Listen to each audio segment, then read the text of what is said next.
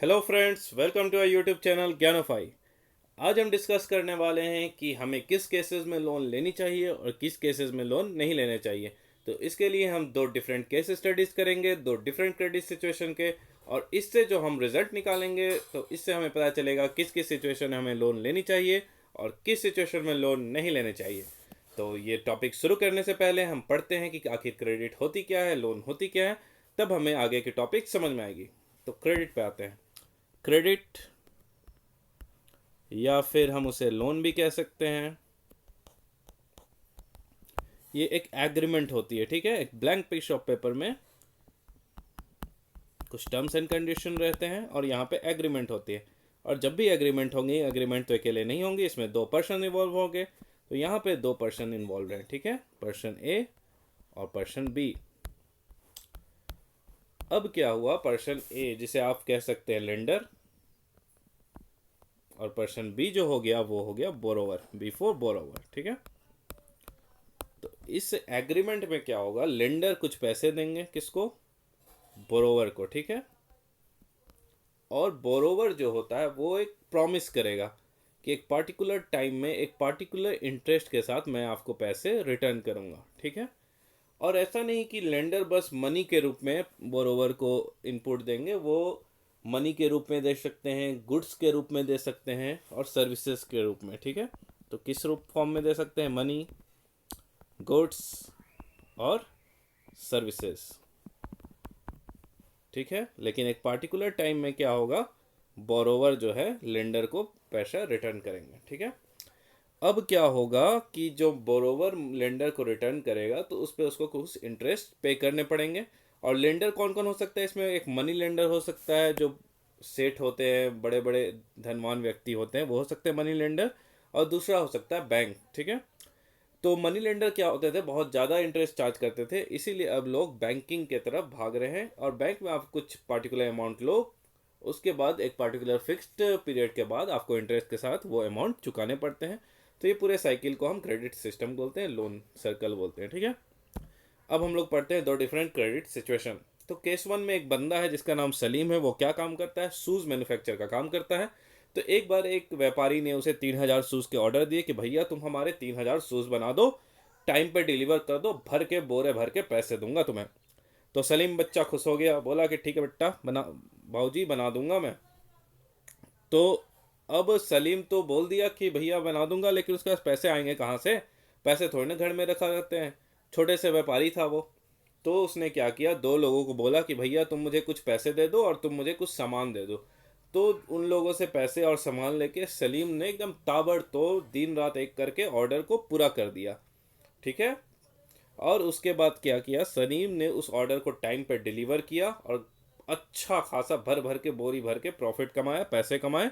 और उन्हीं पैसों में से वो जो लोन लिया था उसको रिपे कर दिया। और इस केस में हम देखते हैं कि जो क्रेडिट था वो एक वाइटल रोल प्ले किया और एक पॉजिटिव रोल प्ले किया पूरी की पूरी सिचुएशन में। ठीक है, तो इस केस में क्या हुआ कि सलीम को जो इस क्रेडिट सिचुएशन था, लोन सिस्टम का अच्छा खासा फ़ायदा मिला। अब उसकी ज़िंदगी मज़े से कट रही है। ठीक है, अब केस टू में आते हैं हम। ठीक है, केस टू में क्या है, केस टू में एक लड़की है सलमा, स्वप्ना। ठीक है, स्वप्ना क्या करती है कि ग्राउंडनट की खेती करती है, 3 एकड़ ऑफ लैंड पे खेती करती है। तो अब खेती करेगी तो खेती में आपको पता ही इनपुट क्या क्या लगता है, सीड लगते हैं, बीज लगते हैं उगाने के लिए पौधों को, ट्रैक्टर से जुताई करने के लिए ट्रैक्टर लगती है, पानी पटाने के लिए मशीन, वाटर पंप लगते हैं, एग्रीकल्चर कॉस्ट में आ जाती हैं ये सब। फिर हार्वेस्टिंग के लिए अलग से मशीन लगते हैं। तो इन सब पैसों के लिए सपना गई मनी लेंडर के पास, बोली भैया मुझे कुछ पैसे दे दो, हमारा प्रोडक्ट अच्छा हो जाएगा, खेती अच्छी होगी तो जम के पैसे तुम्हें लौटा दूंगी। तो वो गई, लेकिन हुआ क्या, जस्ट उल्टा हो गया। उस समय मानसून भी अच्छा नहीं हुआ, अच्छी बारिश भी नहीं हुई, और उसका जो फसल था अच्छे खासे कीड़े मकोड़े ने उस पर हमला बोल दिया और पूरी तरह क्रॉप डिस्ट्रॉय हो गई।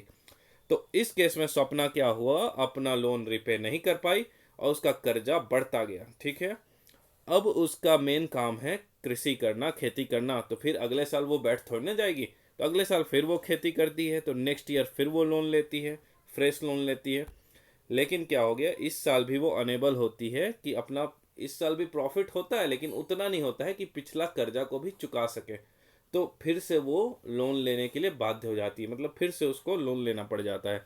इस तरह बार बार बार बार हर बार वो लोन के एक साइकिल में फंस जाती है। तो केस 1 में हमने क्या देखा, सलीम के केस में कि credit help to increase earning, उसका जो अर्निंग था उसको क्रेडिट सिस्टम ने बढ़ा दिया, और person is better than before, person के जो हालात है, सलीम के जो हालात है पहले से बहुत अच्छे हैं, मज़े से लाइफ कट रही है उसकी। लेकिन केस 2 में जो हम देखते हैं स्वप्ना के केस में, तो उस बंदी की क्रॉप फेलवर हो गई पूरी तरह, और वो एक डेप ट्रैप में फंस चुकी है, एक कर्ज के जाल में फंस चुकी है। अब डेप ट्रैप में आपको समझाता हूँ, बहुत अच्छा कॉन्सेप्ट है, ठीक है। मान लीजिए ये सपना आप देख रहे होंगे फोटो में, तो उसने लोन लिया पहले, ठीक है, किससे लोन लिया, मनी लेंडर से, ₹8 लोन लिया। फिर अगला साल मान लीजिए आपने ₹10 लोन लिया, ठीक है, अगले साल कितना चुकाई, 5 चुकाई, फिर 5 बच गया। फिर अगले साल लोन लिया कुछ, उससे भी कम अमाउंट चुका पाई, पूरी नहीं चुका पाई, फिर लोन बढ़ गया, फिर लोन लिया, फिर नहीं चुका पाई, फिर बढ़ते गया। तो इस तरह उसके ऊपर लोन बढ़ता ही गया, बढ़ता ही गया, बढ़ता ही गया। और क्योंकि उसके एग्रीकल्चर करनी थी, इसलिए बार बार उसको लोन लेने की ज़रूरत पड़ रही थी। तो एक तरह से वो लोन के साइकिल में फंस गई, कर्ज में, ठीक है। तो क्रॉप फेलवर हुआ, तो उसके चलते क्या हुआ, डेप ट्रैप में फंस गई। और डेप ट्रैप के चलते क्या हुआ, she was force to sell land, उसे अपनी ज़मीन को बेचना पड़ गया। बहुत बुरी हालत हो गई स्वप्ना की, उसे अपना ज़मीन बेचना पड़ा। तो इस केस में क्या हुआ कि क्रेडिट जो है push the borrower into a situation, credit जो है बोरोवर को एक ऐसे हालात में रख दिया जहां से रिकवरी बहुत ही दर्दनाक होगी। क्योंकि अगर आपको ज़मीन बेचना पड़ जाता है तो आपकी एक तरह से ज़िंदगी बर्बाद हो गई। तो इस दोनों केस स्टडी से अब हम कंक्लूजन पे आते हैं कि वेदर हमें लोन लेना चाहिए या नहीं लेना चाहिए, ये दो कंडीशन पे डिपेंड करता है। पहला, risk in the situation. Salim के केस में रिस्क बहुत कम था, क्योंकि उसे मतलब नहीं था बाहरी एक्सटर्नल फैक्टर से, वो तो अपना घर में बंदा आराम से शूज बना रहा था, इसलिए बहुत कम रिस्क था, बहुत कम, ठीक है। लेकिन सलमा के केस में हम देखते हैं कि रिस्क बहुत ज़्यादा था, क्योंकि पहला तो एग्रीकल्चर मानसून पे डिपेंड करता है, दूसरा कभी भी आपके खेत में पेस्टिसाइड, हर्बिसाइड, किसी का भी अटैक हो सकता है, पेस्ट अटैक, जो आपके फसल को बर्बाद कर सकते हैं। तो रिस्क बहुत ज़्यादा था। तो आपको अगर लोन लेना है तो सबसे पहले ये देखना होगा कि आपके केस में रिस्क ज़्यादा है या कम है। दूसरा है, आपको यह देखना होगा कि if there is some support in the case of loss, अगर आपका फसल बर्बाद हो जाता है तो क्या गवर्नमेंट हो गई, स्टेट गवर्नमेंट या फिर सेंट्रल गवर्नमेंट, आपको कुछ मॉनेटरी हेल्प कर रही है, कुछ पैसे दे रही है उस नुकसान से उबरने के लिए। अगर दे रही है तब आप you can go forward and take the loan. लेकिन अगर आपको कोई मॉनेटरी सपोर्ट नहीं मिल रही तो आपको सोचना चाहिए कि मुझे लोन लेना चाहिए या नहीं लेना चाहिए। तो लोन लेने से पहले इन दोनों बातों का अवश्य ध्यान रखें, तभी आप आगे जाके किसी तरह के बुरी हालात में नहीं फंसेंगे, और सपना की तरह आपको भी अपना ज़मीन नहीं बेचना पड़ेगा। सो आज के लिए इतना ही। Thanks for the today friends. Forget not to like and share and subscribe our YouTube channel Gyanofy, और आगे हमारे साथ इस तरह बने रहिए।